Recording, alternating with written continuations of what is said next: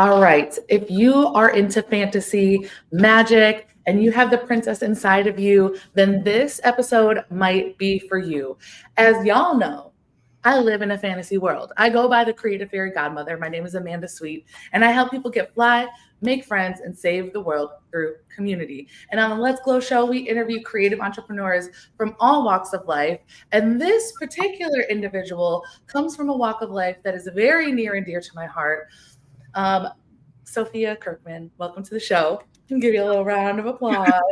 Thank you for having me. I'm excited to be here. I'm so excited. When I heard what you did, I was like, okay, so you're living every girl's dream. You're doing all of the things, and you're living every theater kid's dream in the way of business. So tell the world all of the beautiful things and all of the wonderful crowns that you wear. Yeah, so hi, my name is Sofia. I own Part of Your World Princess Company. So we are a princess party and event company based in Grosse Pointe, Michigan. We actually just opened our first retail store. So the Storybook Boutique is opening. We have our own standalone location that's opening in August. But we do professional princess parties, events, corporate events. We bring the magic to you. So we are professionally trained performers. I myself got my degree in musical theater. We love what we do, and we're so honored to get to bring magical memories to so many people. It's amazing. And when I saw you have your like headshot dressed Yeah.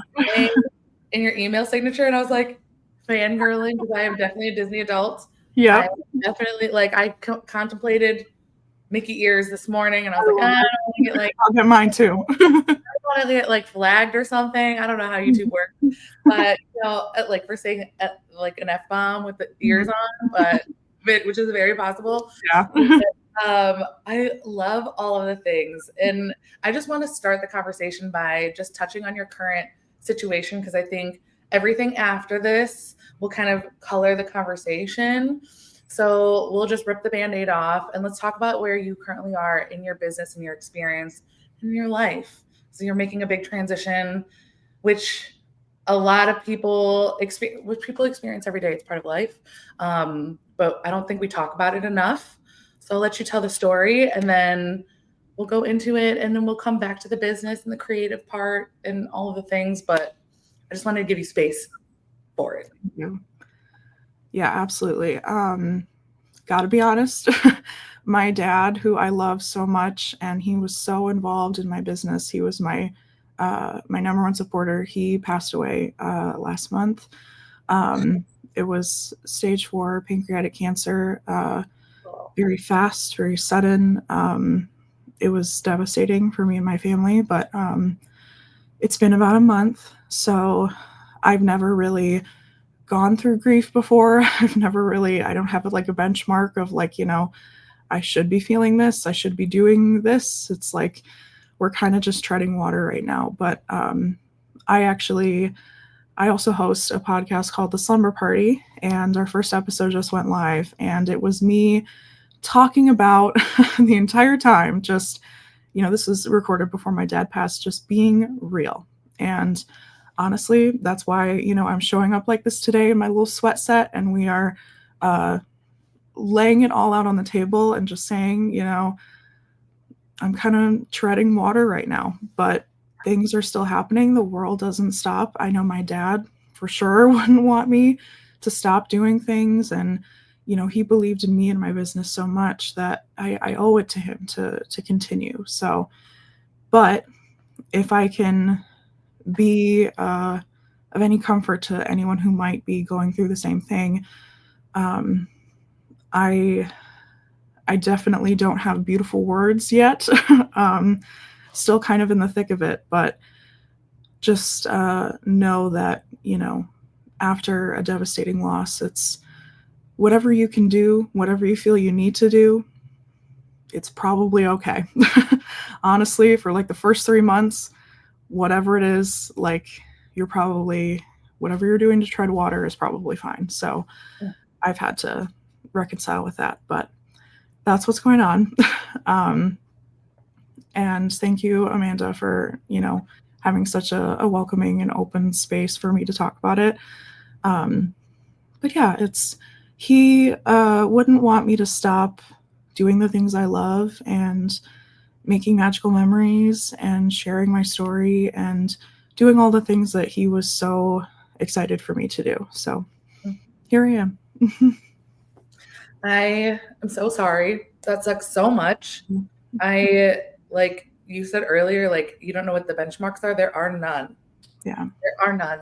I feel like this audience is very open, and like my community specifically, I talked about, I was going through my miscarriage while I was like on the show, which Yeah. was weird and sucked. And I've had grief counselors on the show before. I've had, so like, and what I learned from all of them is there's no answer. And somebody said, I want to say it was on the show, but like grief is like the ocean.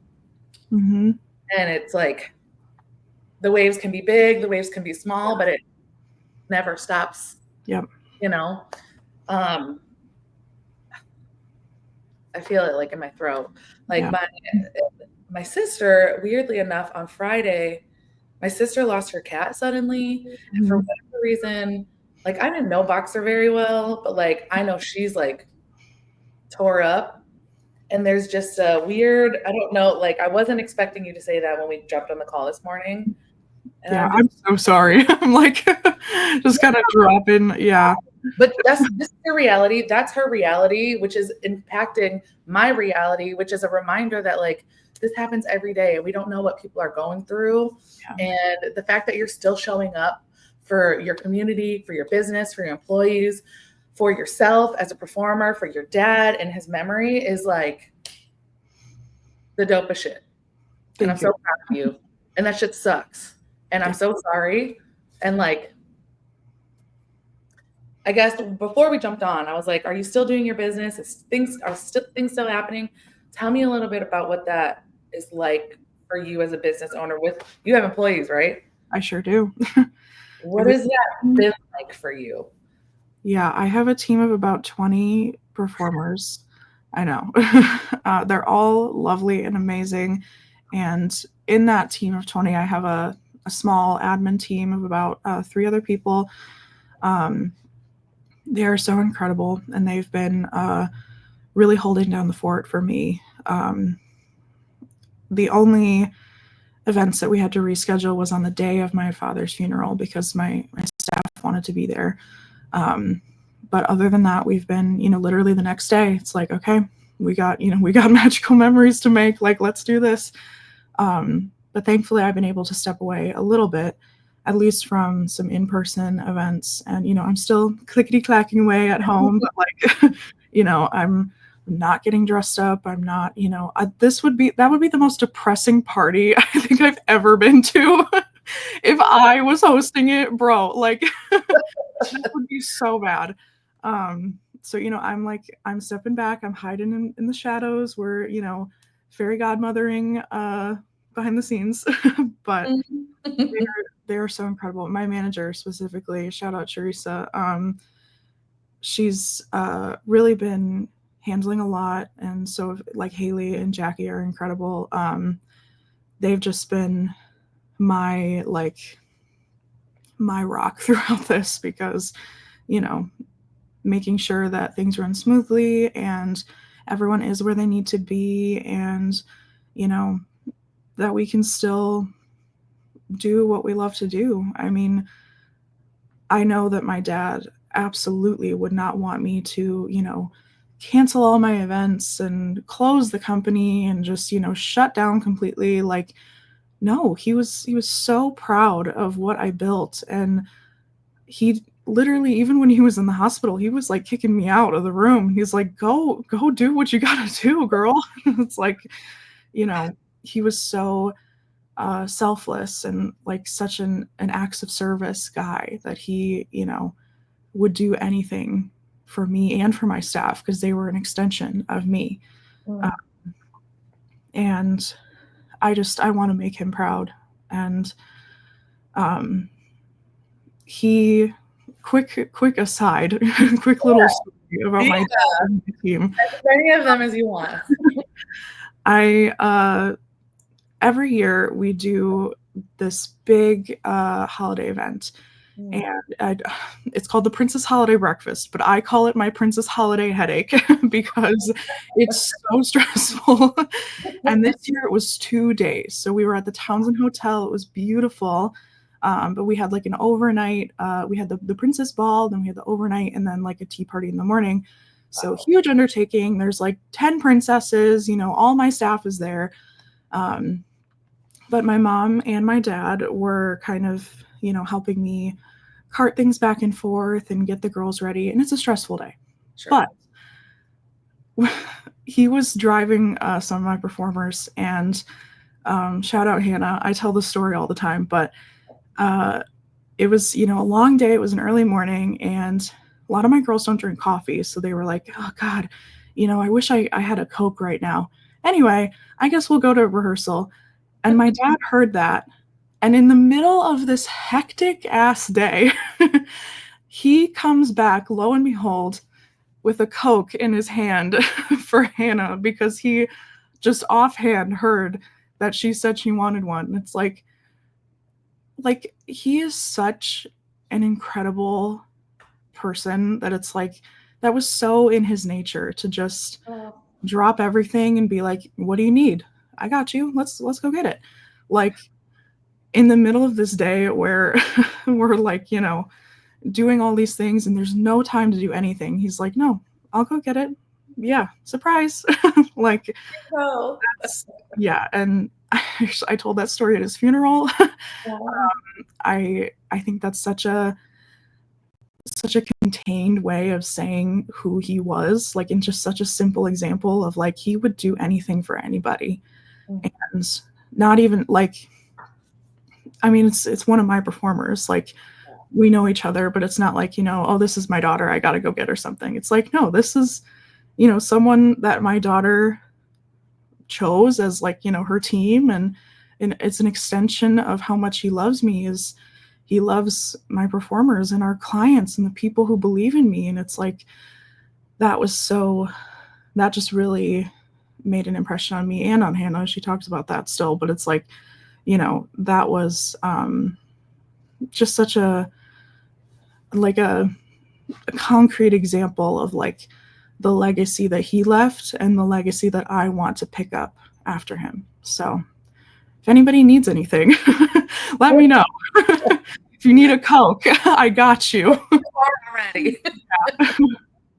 It sounds like Prince Charming. I feel like, you know, it's like cliche as that might sound based on like the theme, but like, you know, I think you said you want to make him proud. I think you did. I think you did, you are. And with a team of 20 people, like, and all of the businesses that you're launching, expanding, like when I was reading through all of your stuff, I was like, you are an entertainer that is creating jobs for entertainers, which is not an easy thing to do. And if you are in the entertainment world, if you're in the acting world, if you're in the entertainment world at all, like in any capacity, there is this like mantra that people abide by like, if you go with your creative passions, you're going to be starving. And what you figured out is how to make people money doing what they love, which is magical. And like, when I was thinking about our conversation at the beginning, like before I talked to you, I was like, wow, you are like literally building an empire and building equitable jobs for people to do what they love, which feels like magic. It feels like magic because and I'm talking to y'all, if you're in the audience, like if you're modeling right now, because I have a lot of models in my network, if you're designing, if you're an artist, like it's possible. And so I'm kind of curious, Sofia, like how you came up with the concept and how you got like nuts and bolts, like how you got here. How did you do this? I know that's a very loaded question. And obviously you have amazing support from your family and people that believe in you, but like I'm sure there's so much more. And every single thing you had, you're like, here's my website, here's in this website, in this website, in this website. I was like, you better go. Well, thank you. I started this business when I was a sophomore in college. So I was 19. I was, you know, going to the lawyer to get my LLC started, and nobody took me seriously, and it is what it is. But actually so a little like condensed version of, I'll tell you the story that I tell other people, and then I'll tell you the real story. So, the story that clients want to hear, and the story that, other people who aren't in the industry want to hear is when I was in high school, I got to play Ariel in the musical The Little Mermaid my senior year, and it was so magical. It was literally a dream come true. I've always wanted to be a princess on stage.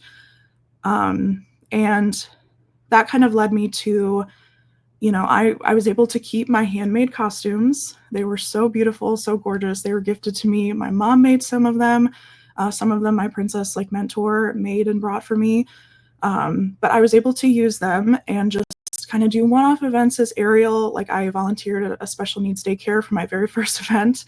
And it was from that moment that I realized, oh yeah, this is what I want to do for the rest of my life if I can.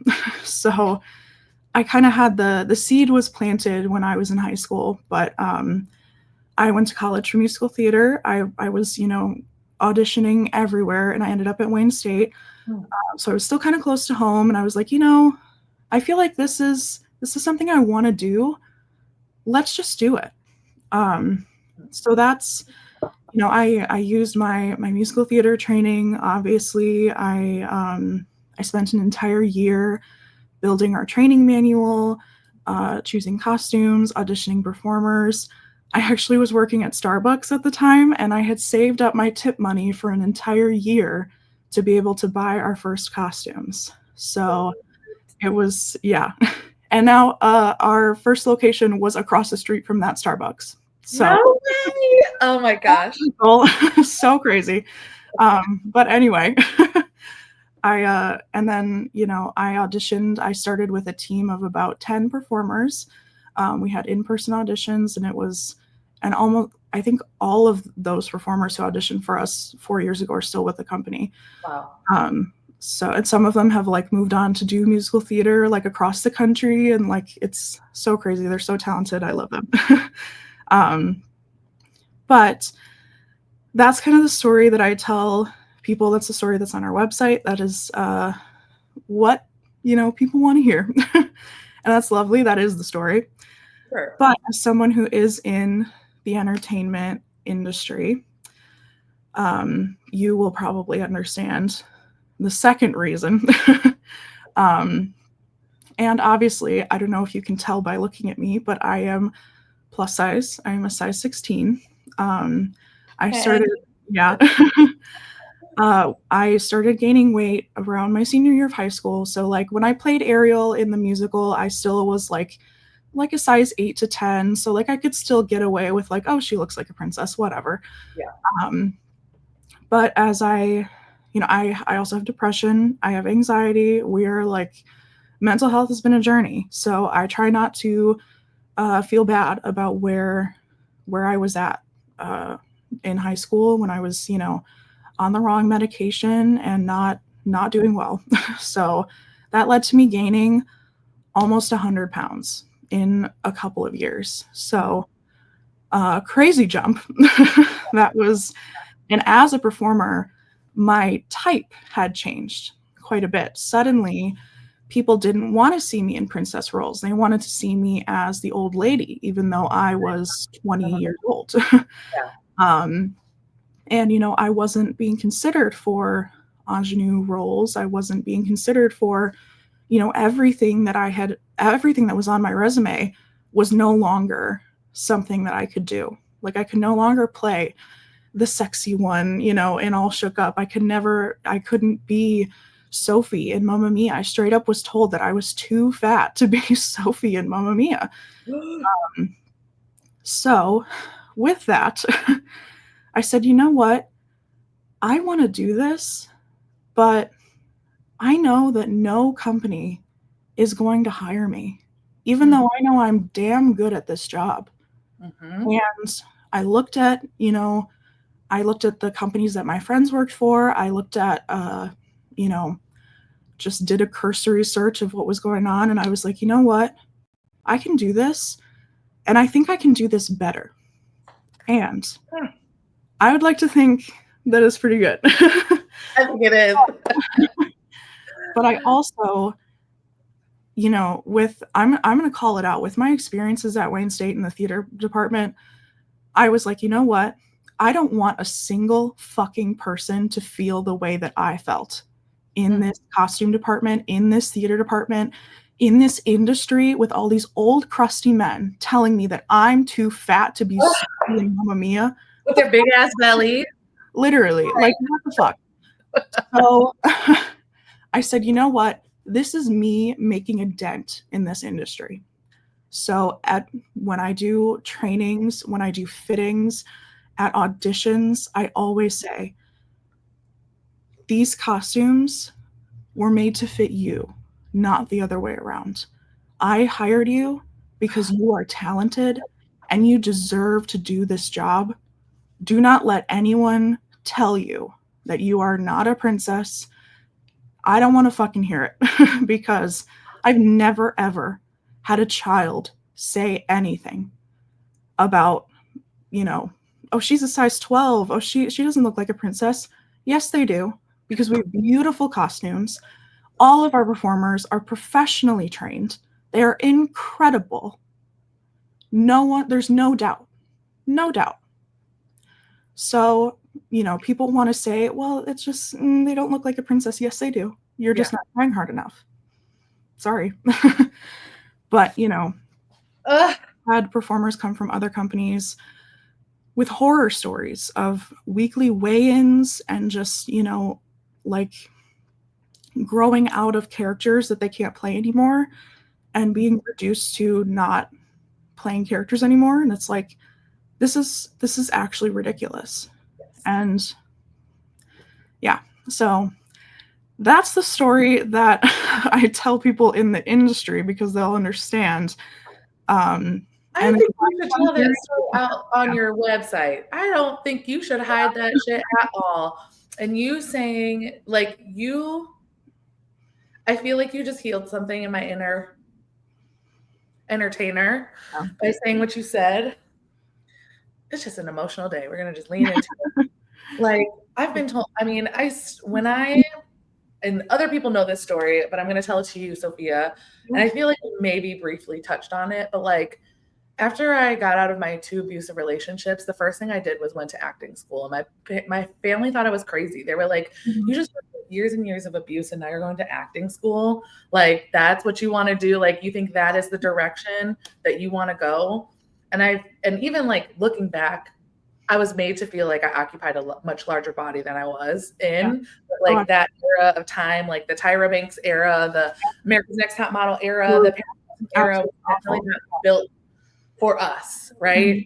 I was made out to think that I was this, like, by my doctors, by my family, by my teachers, by the people that I looked up to, that I was like not only morbidly obese, but like I was never going to get anywhere because of the way that I looked. And like going to media school and dropping out 1,000,001 times, and then finally leaving my abuser. And like, I was like, I asked myself the question, if I could do anything right now, what would the thing be? Because I didn't know who I was. I was in 1 or 2 or 3 relationships from the time I was like 14. And like, once I got out of all of it, I was like in my early 20s. And so I didn't know what I liked. I didn't know what I was interested in. Like, my body was like under scrutiny all the time by my partners. And I feel like that's what I knew, that was comfortable, whatever. And so I started acting, and like every single teacher I had was like, okay, so you need to prepare yourself and your headshots and your bio and the work that you do on the side to like play the best friend role, because you'll never be the main character ever. And my multiple teachers, multiple times over the years that I was taking the acting classes, it was always like, you keep getting rejected because you keep going for the wrong roles. And I'm like, I don't think you're hearing me correctly. Like, I don't think this is the role for me. I'm trying to tell you, I don't think this is the role for me. And they're like, and so I stopped acting and I started doing plus size modeling, because all of the actors in the classes were like, oh, you can get some work as a plus size model. And then in the plus size modeling industry, it was just as bad, if not worse. Like, specifically in Detroit at that particular time, I don't know what it's like anymore, but it was like, oh, you're not big enough, or you're too big, or we're picking you because you look like this, or because you have an hourglass shape. I got very lucky, and my weight sits on my body really proportionally. Not all people are that lucky. And so they were picking me for that reason. They're like, because your bust and waist are the same size, like, we're going to pick you for this role. But then, even then, as a plus size model in the industry, like, you don't get makeup, you don't get hair, you don't get a chair, you don't get water, but you have to go to every single rehearsal. You have to work your ass off twice as hard, and you go down the runway in one look. And I was like, this sucks. And I'm not going to spend however many more years of my life trying to like prove to you guys that I'm not only talented, but professional and show up and show out better than any one of your straight size models could ever, that I just started doing my own shit. Yeah. And that's kind of where the revamp was birthed, because I was like, there's no space for me here, not the way that I want to be. And I know that there's not space for people the way that they want to show up, especially if they're not a traditional looking model. So I'm like, our volunteers are our models, and we create those opportunities for them to experience, to build a portfolio, to say yes to them, because the industry sucks. It does. The industry sucks. Straight up. Yeah. And like, my sister and I talk all the time, because my sister is a singer and a performer too. And I was like, it's so cool to be a princess. And I just never thought that that was an option for me because of the way that I look. And seeing you and the work that you do, I'm like, let's fucking go. Let's fucking go. Can you like add fairies to the roster? Like, I mean, in a heartbeat for you. Absolutely. Let's do it. Because it's just, and it's weird and it's funny, because like, we had to carve out our own lane because people kicked us out, but now people are like lining up behind us. Yeah. Thank you for being brave enough to say, fuck the big guys, and let's do the things, like working with the lawyers, working to get organized, working to get incorporated. Like, tell me what that experience is like for you, for the people out there that are like, I'm not getting any roles, I think I could start my own business. Like, how would you successfully and like correctly, I don't know if that's the right word, like, get your business set up? Yeah. So, well, I was 19, so I feel like if you're a little older, or if you have a little more experience, you might be taken a little bit more seriously. But we're an LLC, so I got that set up in 2021. Our anniversary is in August, actually. We're turning 4 this year. So yeah, I went to the lawyer, got everything set up. I had a business plan, which you really don't need. Like, it is what it is, but just know your shit. Like, you know. For myself, I made our website. So I actually do websites on the side for my other business owner friends, because I love doing it. And I not to like toot my own horn, but like, our website's pretty. I love the website. Yeah.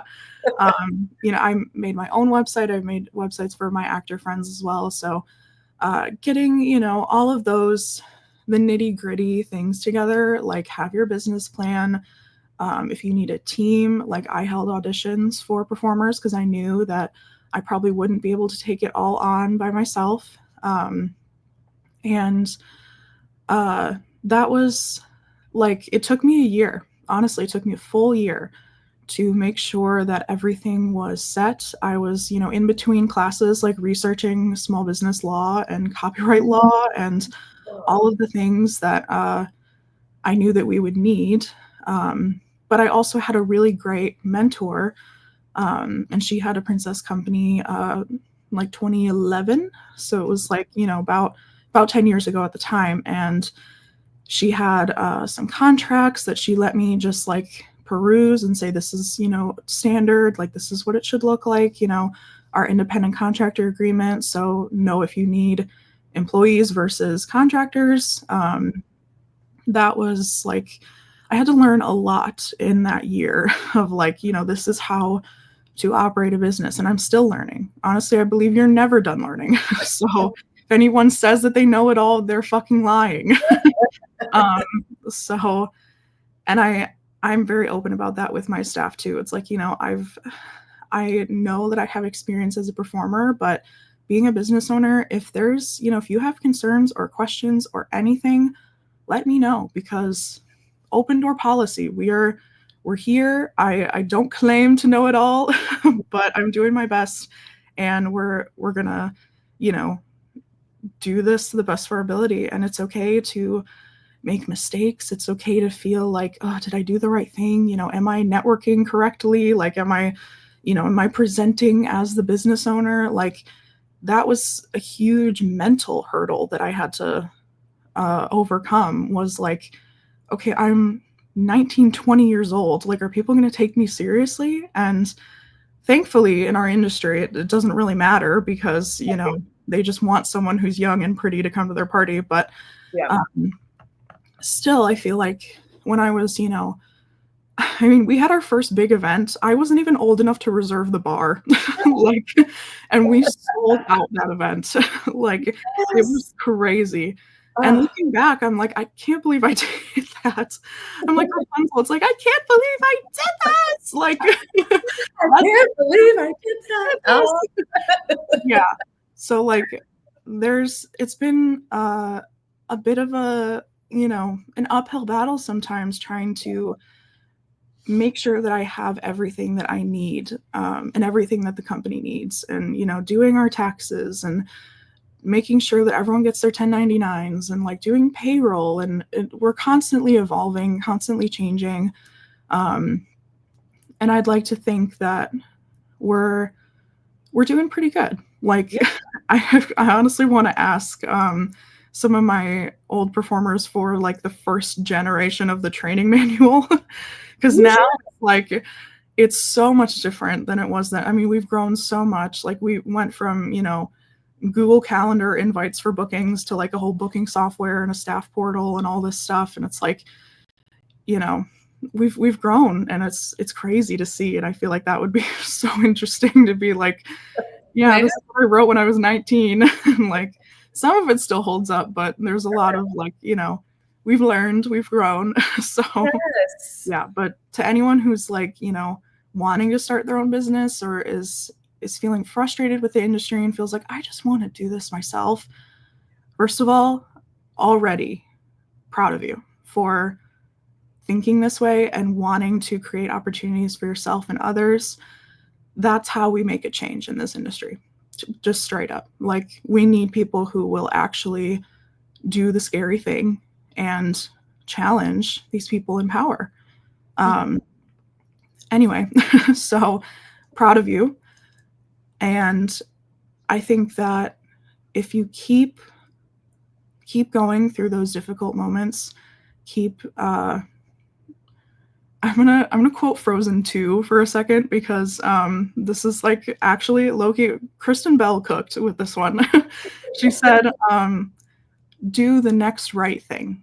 Yes. And honestly, through grief, through the hurdles of starting my business, what's the next right thing? Even if that is going to take a shower, even if that is going to the store, or sending that email, break it down. But like, when things get overwhelming, when things get hard, because they will get hard and overwhelming, don't give up. Just keep going, keep learning, keep growing. You got this. Yeah. You're speaking to my soul right now. I am curious how you got through the mental hurdle of like being a founder, because I feel like I still go through that, because sometimes I'm like, I'm just this like right person that shows me. Yeah, what do I know? What do I know? Like, I just yell at people for a living, but some people don't see the value financially in the work that I do as an MC or as a speaker, and I allow that, and like feel like I let it. I'm like, it's okay, you don't have to pay me, and I'm transitioning out of that, and I'm developing the infrastructure to do that, and I feel like that's part of it. But like, how did you?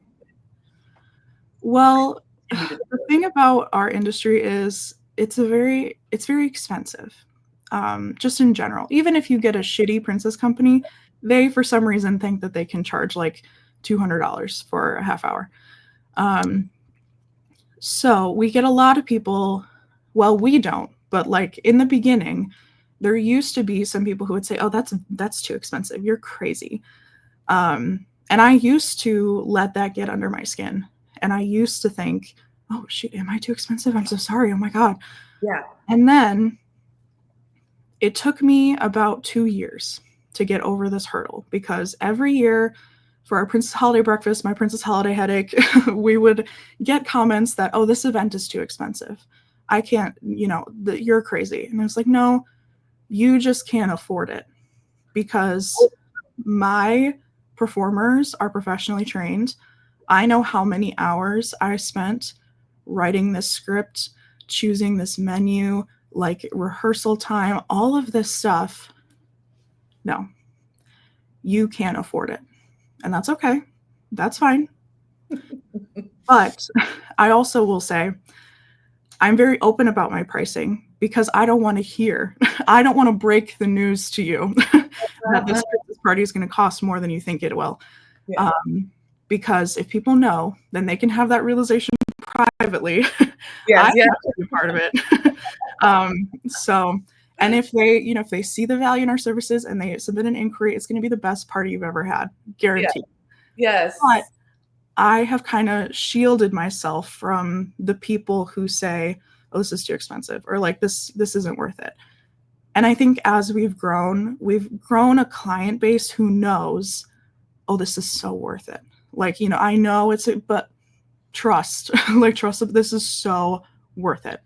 So that was a big hurdle to get over, was we're too expensive, we're not worth our time, or like we're not worth this this price, whatever. No, we are. Like, just the corset that Elsa wears for her costume costs more than a 2-hour party. Like, yep. I cannot stress enough how beautiful and how stunning all of these elements are, and how well thought out our parties are. I mean, literally our dresses cost more than the rent at my downtown apartment. Like, just one of them costs more than that. So it's, we don't mess around. Yeah. And it took me a long time to realize, oh, there is worth in these services. Yes. And as a creative, I love my dad. He was a finance guy. He was a finance bro. Not derogatory. I think it's but I just to say, he didn't understand what I do, but he loved me and he let me go to school for musical theater. So, but even he was like, I gotta be honest, I can't believe that people pay what they pay to do this stuff. And I was like, well, I'm gonna choose not to take offense to that, but because it's not your target audience. Like, yeah, but like some people just don't get it, like how much goes into this 1-hour party. And it's an expensive industry we're in. If you want to do it right, it's going to be expensive. There are no shortcuts to take if you want to be what in our industry, if you want to be magical, it's like you gotta put in the work. Like, it is what it is. Every weekend I'm here restyling our wigs and these beautiful costumes, taking care of them and training and all of this stuff. It's like, I'm not going to let anybody tell me like that we're not worth it. So yeah, but that was like the client facing version hurdle. Yeah. I love that so much. And like, I was literally just having this conversation with my husband about, like what I should be charging to MC or to do a keynote presentation. Like, and I was like, well, I need to include the outfits. And it's funny because I've been joking about this for a long time. Like, whenever people like on the street, I'm like trying to figure out how to like turn these like random one-off conversations into like relationships. Yeah. And I think all the time, oh my God, you look so cute. And lately I've been saying like, it's part of my business model. Yeah. Like, the joke. This is a tax write-off, girl. All of it. And like, they'll like giggle and laugh and then ask me like, well, what's their business? And I can say like, I do the Revamp Clothing Spot Festival, and usually they want to come. And as I'm developing more of my services, like emceeing, like when you said Elsa's corset is more expensive than a 2-hour book, like I feel that in my soul, not only because like a lot, like lately I've been working with a corseteer for a lot of my looks for emceeing. Like in order for me to pay her an ethical wage for the costumes that she's making for me, for my performance, and it's making me feel really good to say it this way because I usually like, I'm not talking about costumes. I'm not talking about performance, but this is exactly what it is. Like, you want the Creative Fairy Godmother to MC your show. Like, you're paying for a fantasy creature and you're expecting a level of like excitement, a level of wow, a level of professionalism. And if I walk in wearing like not looking like the fairy godmother that you expect, then you're going to be like, oh, I got gypped. But if you're not paying either way, like, Yeah. it costs a lot, and it costs a lot to keep like upkeep with my hair, upkeep with my skin, the makeup, the training, the workshops. I do the Let's Flow show so I can stay fluid on camera. It's a part of my like business practice to stay like comfortable and confident in performance mode. And it's like there's so much that goes beneath the surface, like writing a keynote presentation, writing a script, developing the business side of the things, and like, Sofia, you're healing my heart right now because I feel like admitting that being an MC is a performer. Yeah. Like, I don't know why it never, like, as a little kid, I've dreamed. I'm like, I want to be an entertainer. I want to be a singer. I want to be a performer. And I'm like, yeah. We're doing it. We're doing it. And I think like it's a matter of belief in myself. Yeah. It really is. And I'm so proud of you for, I mean, I wish that I could be like, if anyone ever meets me in person, they're probably like, oh my God, she's so like socially awkward, or just like, why is she not talking to me? But that was also a hurdle that I had to overcome personally. It was like, okay, how the fuck do I network with people? Like, how do I, present my business in a way that people are going to be intrigued by what I do, or like they're gonna, take me seriously and think that, they want to be my friend and like they want to, support me. And honestly, that's something that I'm still overcoming even 4 years later, is like, I need to put myself out there. I need to continue to like network, and I'm so excited about my business, but then I'm like, I kind of choke up when someone asks me about it, and I'm like, well, we do princess parties, I guess, I don't know. So it's like, that's something that I'm still working on. I would say that's my biggest hurdle right now as a business owner, is like, just personally, like, I'm so proud of what I do, but I need to work on that, like, my interpersonal skills. Like, I love what we do, and get me in costume, no problem. Okay, but I have a trick for you. Yeah.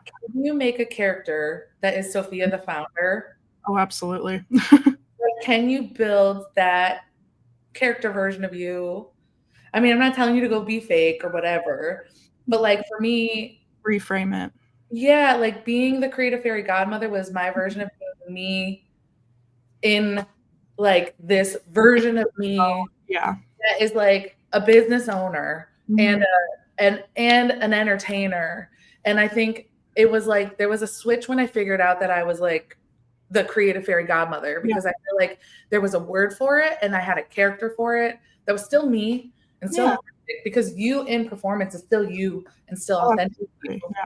But like, is there a Sofia the founder character that you can develop? It doesn't have to be like, a character that you make, but like, when you're doing your headshots as the founder and you're doing, you like, your headshots, girl, the pictures, girl, like that version of you, the character in the back, or like, and then you're channeling her.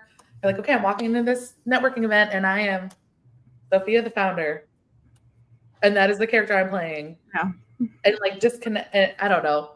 I don't know if this is helpful for anybody else, like that is in performance. Cause I know like for me, when I started acting, it was a lot of like to disassociate from like the version of me that I hated.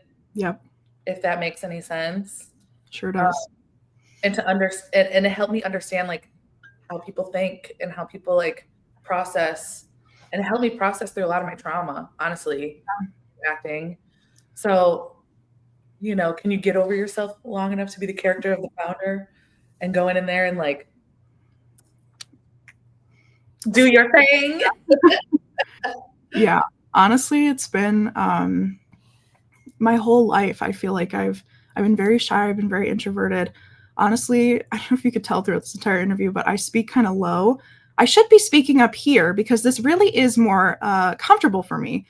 But I kind of bring myself down a little bit, and this is where my natural cadence is. So I feel like as I work with, my voice teacher and different people in the industry, I kind of feel like, okay, I need to not necessarily be different than myself, but I need to be that performer. Like, this necessarily isn't like this, the way that I'm speaking now is not going to cut through an audition room. Like when I slate, I am immediately on. Like, hi, my name is Sofia. I'm based in Detroit, Michigan. I'm 5'4". Like, there's a certain, you turn it on. But like, I do want to do that for my business, but I also want to balance it with being real. Like, coming to the table, to the audition, to whatever, with this is who I am. Take it or leave it. Like, kind of balancing, like, okay, I am a performer, I am a business owner. This is what I need to portray, but also, this is who I am. Like, I'm soft spoken. I feel like I'm not super, I'm not the life of the party unless you pay me to be. Then, I will certainly punch it up and I will do it. But like, as me, it's like, I'm this is just who I am. So I need to get more comfortable with that. But also I want to, I'm still finding that groove of like, okay, I can be me, but I can also be me, the business owner. I can be me, the girl at an audition. Like, I can be all these things, slightly different, playing to different strengths, I would say, instead of like being a different person. But, that's something that I've been struggling with for a long time as a business owner. I think the thing that has helped me is like really knowing what my, like, when somebody asks me what I do, I say I get fly, make friends, and save the world through community. I love that. I can like, I in like a hotel room with my husband, but I was like, it's what I do. Like, and you like make magical memories. Yeah. And like, if you know what and this is for like everybody out there, because I've tried to work with like a couple people on building what their like quick pitch. Like, I don't like elevator pitch because nobody's doing that. But like, if somebody's like, what do you do? Right. What I want them to do is be like, what's that? Because what's that leads to a real conversation. So I'm like, my scripted version is like, I'm Amanda Sweet. I'm a Creative Fairy Godmother. And like, that can cut through any room. I know that I can because I've worked on it. But then after that, I'm like, okay, and let's go. Let's lean into this. Let's get, but I totally understand. It's not about, and I think as someone who's like an extrovert, it's easy for me to get in that, okay, let's network with a bunch of people. But for people who are not as comfortable, but know that it's a priority, there's, there are other ways. And I feel like this way where we're like connecting together one-on-one is so much better and so much more authentic. And I feel like I need to introduce you to a handful of people. You find more people like that, that'll introduce you to people and being that person. If you're a guest of the show or a regular watcher of the show, I'm thinking of Tara. I don't know if you've heard of Tara, but Tara is a former opera singer, singing coach, turned like storyteller, and like she has a word for it, and it's not coming to my mind. But I think you two need to connect. I feel like I love that. But it's not easy to be it's not easy to be a founder and a performer and yeah. I'm wondering how you balance your creative expression and how you maintain your like the artist in you while being such a niche artist and a business owner. Now you're like owner and boss and CEO. Like, how do you balance those two worlds? Yeah, honestly, I'm still a working actor. I'm still auditioning. I'm still performing professionally. I did 2 contracts last summer back to back, and it was crazy. I actually got to play Ariel again in the Little Mermaid musical, which was awesome. And then I was in Fiddler on the Roof with another professional theater in the area. And I kind of had to compartmentalize of like, okay, if I'm on a contract, that's literally a part-time job. Like, I cannot be everywhere at once, obviously, but I kind of lean on my team. I think since my dad passed, and he was in the hospital earlier this year, we're in the thick of audition season. I haven't submitted a goddamn thing. So, like, I'm taking a break from my sanity right now. Yeah. That's what it is. Like, I don't have the energy or the time or the wherewithal to give my all to a contract right now. And I know that about myself. So I'm placing that boundary. But I love it. I love, theater. I love doing plays and acting and singing and all of it. And the fact that I can, support myself from like doing musical theater is crazy. And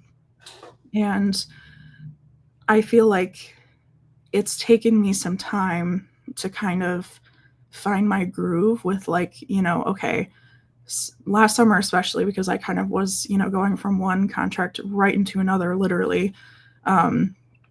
It's a lot to like have to have a show in your brain and then also like just keep doing all the things. Like, it's very draining for me, but I love it. But it's like, I have to be prepared for, okay, I submitted for this. Oh, I got a call back. Okay, now I have an offer. Now I have to do it. Like, I kind of have to plan for like, okay, I'm going to be tired. I'm going to get home late. My sleep schedule is going to be different. Like, it is what it is. I love it. I have to remind myself that I love this. But I do. That's why I'm not even joking. I have in front of me my weekly planner. Ooh. And I have a monthly planner, a daily planner, and an hourly planner. I wish I was joking. I love it. So, and I have a digital one too that but I've been, since my dad passed, it feels weird to like I literally filled this out for the first time this week since my dad passed, was about like literally for this week. And I still got things wrong. Like, I still feel like time isn't real. Yeah. But I do have to kind of micromanage myself a little bit because there's so many commitments. I don't want to drop the ball on any of them. Knock on wood, I have not yet. But like, being organized and having that like check-in daily, and if I need the hourly planner, I will do the hourly planner. Like, it's been a lifesaver to just get it out of my brain and into a planner onto my computer, make it the paper's problem. Like, it's not my job to remember anymore. Like, it's written down. My brain can't hold it all. So that has been a lifesaver, is staying organized. I know people talk about like journaling. I thought it was bullshit, and then I started and I was like, oh, okay, I actually get it now. Yeah, they weren't bullshitting. I also got myself a walking pad so that I can stay active during the days when I am clickety-clacking away on my computer, and it's the best purchase I ever made. Really? I try to stay organized, try to stay active, even if I don't want to move. I do, because I know it makes me feel better. Yeah. But balancing it all it's hard, and anyone who tells you that it's not hard is lying. So, yeah, I honestly have limited the time, like the auditions that I submit to, the theaters that I will submit to. Like, I had to make a lot of decisions about that to stay sane, but to, prioritize my time where it needs to be. So, yeah. And how do you, like, just talking about mental health and even like down to the basics, because I feel like I'm struggling with this right now, is like, how do I figure out what to eat? How do I figure out, it's like when you're so busy, and then like, how do you take care of your mental health through it all outside of boundaries? Because it sounds like boundaries an organization is really helping you do that. And it sounds like you have a lot of tools and coping mechanisms to make sure that you stay in a comfortable space for yourself. Yeah. But I'm just curious for those of us that need a little more there. What are your thoughts? I'm going to be so honest with you. I go to therapy twice a week. I'm like that Parks and Rec episode with Chris Traeger where he's like, I see Dr. Richard Nygaard 5 times a week. I was like, that is so me, unfortunately. Yeah. But I also, time boundaries was a huge thing for me because I was, I'm the business owner. Like I work from home a lot of days. I'm just working until from the moment I wake up, I'm scrolling on the business Instagram to the moment I go to bed, thinking about the next day's booking, like time boundaries. Also, I'm on a lot of medication. I'm a huge proponent of if you need it, you need it. And it's not a shame thing. It's not like a, and I feel that sometimes too. It's like, I'm on so much medication. Like, am I ever, going to be okay without it? Maybe not. That's something I had to accept, but it's okay. My brain needs the chemicals. We will, store-bought is fine. So, that's, I've had a long journey with finding the right medication for me. So honestly, I think I am such a proponent of everyone should go to therapy. Even if you aren't diagnosed with, any kind of mental health condition, go to therapy once a month, just check in, just, get a professional opinion on whatever the fuck is going on in your life right now. Yes. Everyone could use it. So I think it's been a journey with my mental health for sure. I've, been in the psych ward. I've been in, I'm lowest of lows and, but I still am doing the things. I made it through the most arduous journey with my depression for the past, almost 10 years at this point.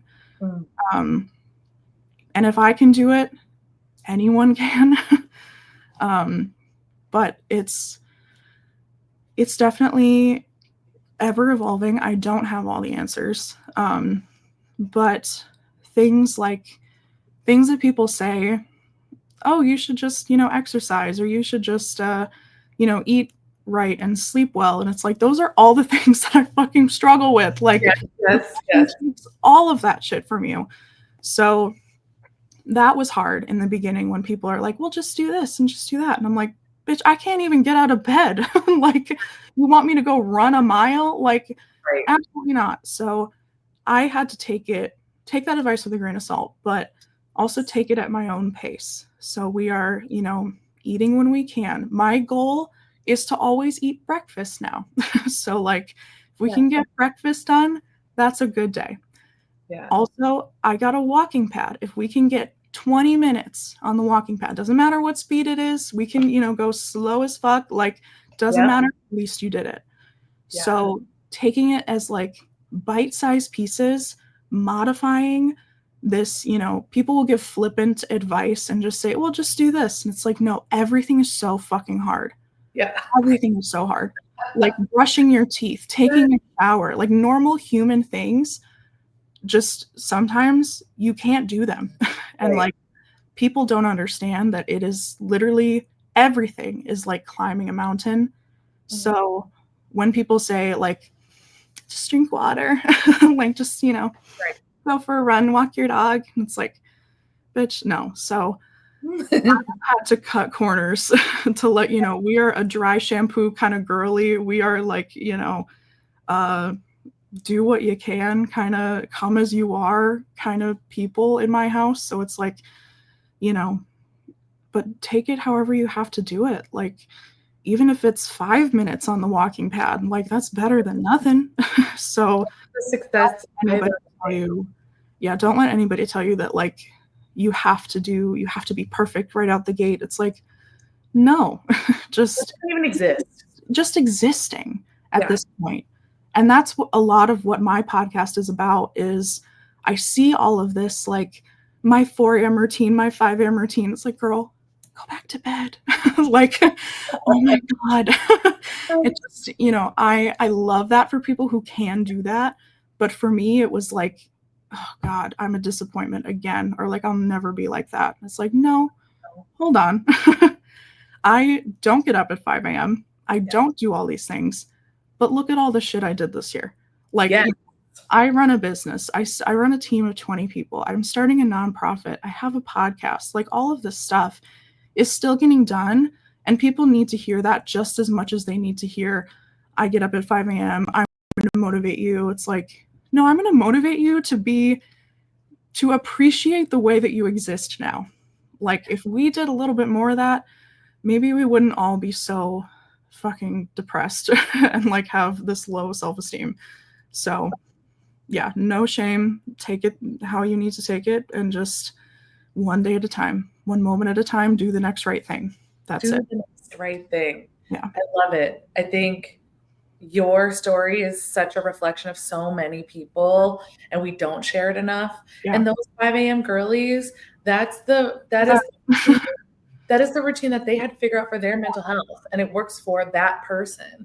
And I know so many people, I jokingly say quite a bit, like, I turn into a pumpkin at 11 p.m. because like I'm a nighttime person. So I had to learn how to become a better morning person. Yeah. My husband always talks about peak hours. What are your peak hours, and what can you at your peak hours? I would say my peak hours are 11 a.m. 11 a.m. on a Saturday is my peak hours. But, figuring out how to take the next right step is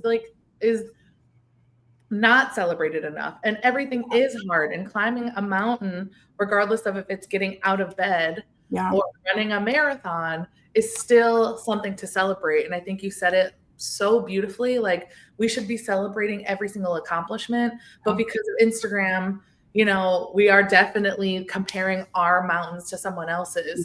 When we don't even know what the rest of their mountain looks like. Right. We don't know what they had to go through to get to that point in their life and make it make sense for them in that way.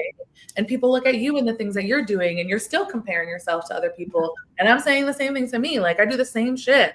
I'm like, oh, I'm not doing enough. And then people are like, you do so much. And I'm like, it's not enough though. It's not enough. Yeah. It's not enough. So much. Yeah.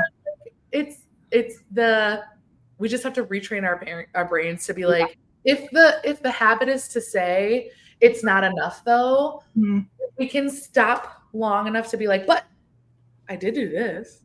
Yeah. And I think that's like the big old butt, a big old booty to every one of our like negative voices that we have towards ourselves. Like, you have big old booties. Like, be like, but did have a glass of water yesterday before bed. Helped me this morning at the beginning of the morning. And I think it's so easy to forget that the moment right now and whatever we're doing in the moment right now is the best possible thing we could be doing. And if it's sleeping and resting, then we need to allow that. If it's grieving and taking time away, we should accept that. And it's obviously easier said than done, and everybody has their own way of processing things, but like beating yourself up over the things that your body is desperately asking for is not helping us. Absolutely. And being able to listen to your body and know what it needs is a skill in itself. Like, to be able to slow down enough to realize, okay, I need to go to bed. Like, I need to take a nap, or like, I need to, get some water. I need to, I haven't eaten in, however long. Like, being able to listen to your body, regardless of what's going on outside. Like, I have a ton of work to do. I can't stop for lunch. Yes, you can. Like, you have free will, but also, the email will still be there in an hour. Like, don't fucking worry about it. Take care of you. So that's also with the like CEO mindset or whatever. I kind of don't fuck with that, because I am a CEO, but at the same time, I'm not this like hustle grind set kind of person. And I don't think that you need to be. I think, I feel like capitalism has kind of rotted our brains into thinking that, one, we need to monetize every hobby that we have, and two, that we need to constantly be working, and you'll sleep when you're dead or like whatever. It's like, no, I'm gonna sleep this afternoon. Like I'm gonna do what I need to do and then go back to my actual life. So yeah, it's a lot, but I think if we can listen to ourselves a little bit more and tune out this like our algorithm or whatever, like I'm telling myself this is my algorithm. So you know, if it's being shown to me, like but I just think like that's also something that I want to change in the industry is, you know, this feeling of, oh, well, you're a business owner, you must be a hustler. It's like, girl, that is absolutely not what I describe myself as. I was like, girl, I rolled out of bed this morning and I was like, like I'm lucky if I get out of bed before fucking 9. Like it's crazy. So, you know, don't let anybody tell you that you're being a CEO the wrong way, that you're, you know, there is no right way to do anything. It's what works for you. And not to say that you shouldn't have goals. Like nobody should say like, oh, Sofia told me I shouldn't have goals, or like Sofia told me I shouldn't do this. But it's like, just no. And one quick little anecdote that I also shared on my podcast episode. I wrote out a bunch of goals when I was 19 and I had first started my business. I wrote like 1 month goals, 6 month goals, a year, and 5 years. And I hadn't looked back at that in a long time. But I had been so tunnel vision, so go in my business. But about 6 months ago, I looked back at my little notes app goals. I had achieved every single one of them in less than that time. But I didn't even realize it because I didn't stop to think of what I had already done. I was, you know, so overwhelmed and on to the next thing. I had everything that my 19-year-old self had ever dreamed for this business. And I did it in a shorter amount of time than I thought. And, you know, and we keep growing and going. And it's like, if I didn't stop for a second and appreciate where I already was doing things, like if I had always had that, you know, hustle, grind set and never look back, like let's keep going, I would have missed that I, you know, I had already done this stuff. And here I was thinking I wasn't doing enough when I had everything that my 19-year-old self had ever dreamed for her business. So I love it. That's a little so good. Appreciate where you are now. You're probably doing better than you think. You probably are. And I had a moment similar to that where I was like, I wish I had all the answers. I wish I was doing enough. I wish. Yeah. And I wish I had my own fairy godmother. And I wish somebody could just wave a magic wand and make all my dreams come true. And when I moved, I found I've been keeping this binder with me like my whole life. It's got all my old like sketches. I used to draw and write a lot. I need to get back into journaling because I do love just like talking to source and like letting it just come out. But like I was going through some of my old sketches and when I say like I remember the book. Like I got this like how to draw anime book and then I got this like how to draw fairies book. Oh, like 13 or 14 and we're going to go on a deep tangent real quick. So like at that age, I was grounded for like 3 years because I got caught doing drugs in school and I was on probation for 2 years. And it was like, they gave me like the full extent of like a DUI probation. I was peeing in a cup this week. I was in AA meetings, NA meetings. I was getting scared straight literally every single one of those meetings because everybody that was there was like, what the fuck are you doing here? And you have to bring your dad because you're a minor? Like, are you serious?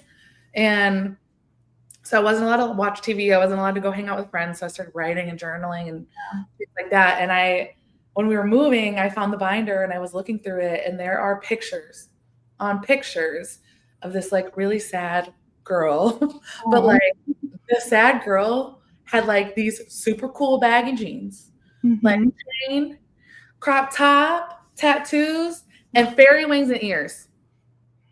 It's you. Okay. I'm like, and then like as I'm going through the pictures, I'm like, she's getting a little bit more happy, but she's getting a bit like her wings are getting even bigger. Yeah.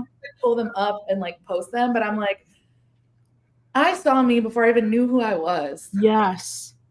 Like that version of me, the one that was like on probation at 13 years old, couldn't even like fathom this version of me, like at all. And this version of me is the fairy godmother that I needed then. Yeah. I keep wishing for somebody to come save me when it's like, it's you. That's my job. Yeah. I get to do that. I get to do that. We get to do that. What a blessing it is that we get to save ourselves a little bit every day. Mm-hmm. I love that point to like slow down and reflect instead of attacking yourself. Yeah. Especially if you're ambitious, you know? Oh, absolutely. And as artists too, I think we're always taught to like to keep hustling, to keep, you know, auditioning. And I think as much as people say like, you know, someone else's success doesn't necessarily mean that it's your loss. Like we are taught to compare ourselves a lot. I do it all the time. I look at people and say, oh, she booked the whole season of summer stock, or like, you know, she just signed with somebody in New York, like she, you know, doing all this stuff. And it's like, you know what? That's them. Good for them. I love that for you. I am exactly where I need to be in this moment. And I have done, you know, incredible things. I've done a lot. That's all that matters. And all in good time. I trust that if I keep, you know, putting in the work, doing what I need to do, you'll get to where you need to be. Like there's no rush. It's not, you know, New York isn't going anywhere. Like your dream job isn't going anywhere. It's going to wait for you because it will, you know, what's meant to be will be. And I truly believe that nothing that's meant for you will pass you by. So like, what's the fucking rush? Like, let's just, you know, can we all collectively chill out for like 2 seconds, please? I am exhausted. Yeah.